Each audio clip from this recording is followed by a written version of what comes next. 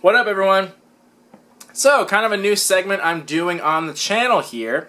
Not really new, but just a little bit different. And you guys know before I used to do my weekly roundup where I'd show off a bunch of cool shit that I bought over the week or month or whatever and show it off all at once. And I decided to split all that up into individual reviews. And you guys have seen my collectible reviews where I give it all scores and ratings and break it down.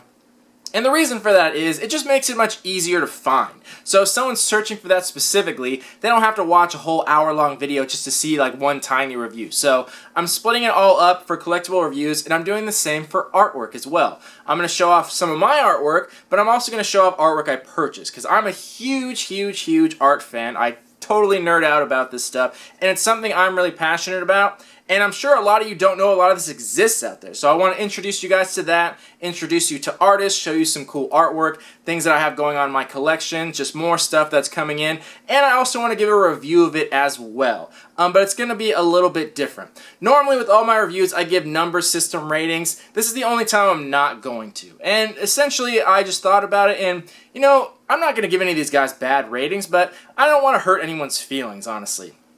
Because if it were me, I'd hate it if someone were giving scores to my specific artwork. It'd probably hurt my feelings. When it's boxes, it's big companies, I don't care. When it's figures, I don't give a shit what Funko thinks. But when it's like specific people, like I don't want to offend anyone, so I'll talk about the artwork, but I'm not going to give it specific ratings. So this is the only type of video where you won't see that, but I still will review it to the best of my knowledge. And also, I wanted to show off this piece specifically because one of the next videos I'm going to do is how to do your own framing, and this one's one I really put a lot of work into, and I'm going to reference that. And I didn't want to just lump it in one video, so I wanted to make a separate video because I'm going to refer to this one in my framing video.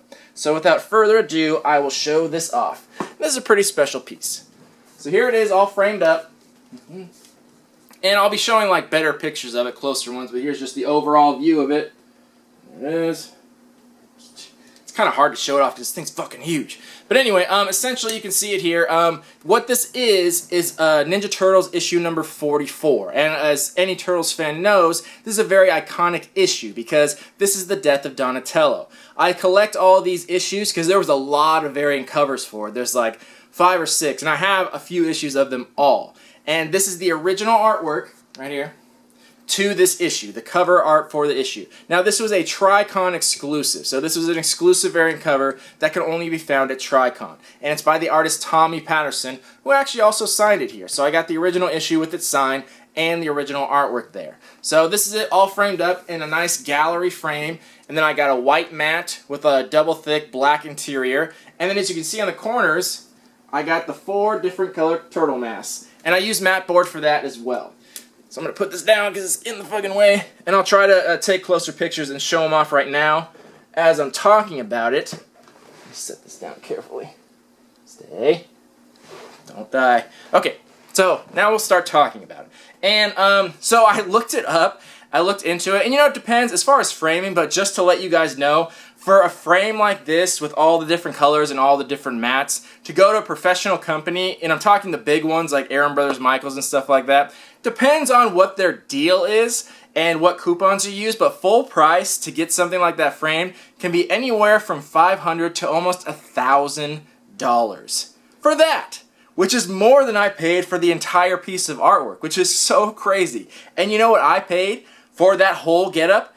I think I paid 40 bucks for the framing. 40 versus like 500 and upwards of, if you don't have a coupon, like almost $1,000 for that frame, which is ridiculous. So that's why I'm going to show you guys how to do that on the cheap. Anyway, yeah, I couldn't decide what matting I wanted to do with it, and it took me a while to think of it because I usually always matte things that match that artwork, and I couldn't really find a color because the turtles have 4 colors, so it's hard to pick. That's why I went with the classic black and white to match the black and white artwork, and then just did the accents on the color corners. And then I got the black or the brown frame outline because it kind of somewhat resembles a turtle shell in my opinion. It kind of looks like that a little bit, has the same tones like that brown and then some darker brown for some of the edges, and that's what's called a gallery style frame. It's not just a little skinny frame, it's what you would see in a museum. That's called a gallery frame because it's just very extravagant. And I don't always frame my stuff that way, but this is a very special piece. This is a very iconic iconic issue, and this is of the cover, so it's a kind of a big deal. These are very hard to come by, and it's so cool. This is why I nerd out on this so much, because there's only one of this. There's only gonna be one ever in history. This issue alone, just that exclusive issue, goes on eBay for like 50 or 60 bucks. Then a signed version of that would probably go for somewhere close to 100, and then I have the original one-of-a-kind artwork for that issue. So this belongs in a museum, to be quite honest, because you can't find this anywhere else. There will be people decades from now like, man, like, this is a really cool cover. This was such an iconic issue when I was a kid. I wonder whatever happened to that artwork. Here it is, right here in my home. So that's really cool, and I really think it's cool, and I'm sure Johnny Tejas will be very jealous. I know he's a huge Ninja Turtle fan, and me and him have an ongoing thing about who's the biggest Ninja Turtle fan. So if anyone's watching his stuff, tell him to come check this out. Or go check him out. Check out his channel. He's a really cool guy.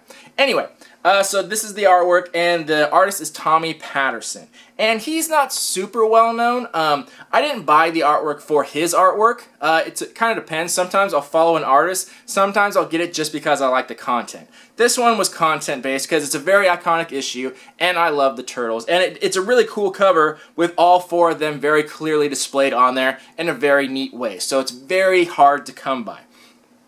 Tommy Patterson has done most of his work through Dynamite Comics, and he hasn't done too many well-known stuff. This is the only time he's ever worked with Ninja Turtles, and to get a cover issue is really cool. That's kind of a big deal. But he's done stuff with Red Sonja, and he did some of the Game of Thrones comic artwork, and he's done a few other ones. There was like an Alice in Wonderland one he did, so not super well-known comics, but he is a good artist. I do like his stuff. He has a very nice, clean artwork, and everything's in proportion. I think this cover turned out very well, the way he spaced it out, and the way he had the turtles kind of moving across the page. I like that.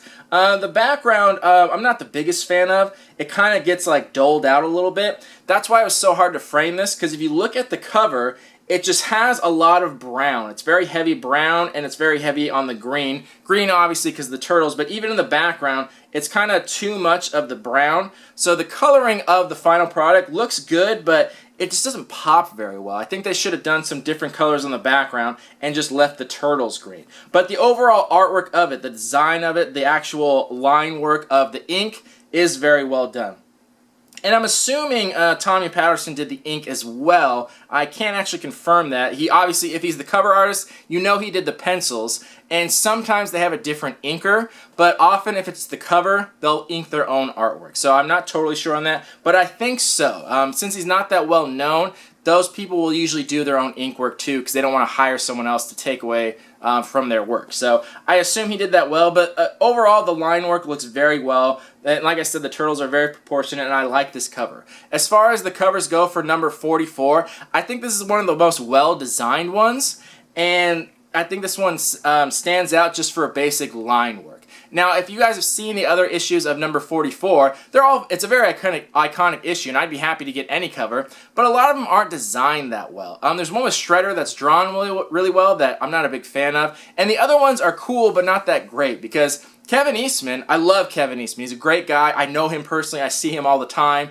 But not to be rude, but he's not the best at drawing stuff. Everyone would buy his stuff because he's Kevin Eastman, but some of the line work isn't that great. And a lot of the other artists that did number 44 variants, same thing. Like, it's iconic because of the turtles and it's so cool, but the drawing quality on it just isn't that great. It has a good style to it, but it's just not that good of a drawing. This one, it's actually a good drawing. This is one where it's like, I couldn't like draw that myself. I'm not that good at drawing. So the other ones, it's just like, it's cool cover, but drawing style's not that good. So I give it to Tommy Patterson for doing a very well-designed cover. Spacing, all that's good. The color artist, again, I'm not sure who the color artist was, but they could have done a little more on the background just to make it stand out a little more, but that's just my personal opinion. At the end of the day, it doesn't really matter, because I don't really care too much about the color version. It's obviously, the artwork is black and white, so that's what's important to me, and I'm glad that has really good line work. And I actually got a really good deal on this too.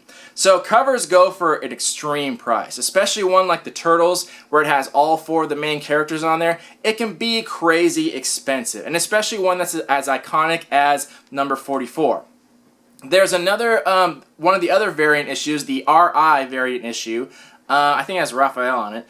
And that one is being listed right now for $2,500, which I think is pretty high, but you know, that's what it's being listed for. No one's bought it at that. I don't think it's worth that, but you know, that's what it's being listed for, just to give you a reference at what a cover of an iconic issue would be. And that only has one turtle on it, if I'm not mistaken.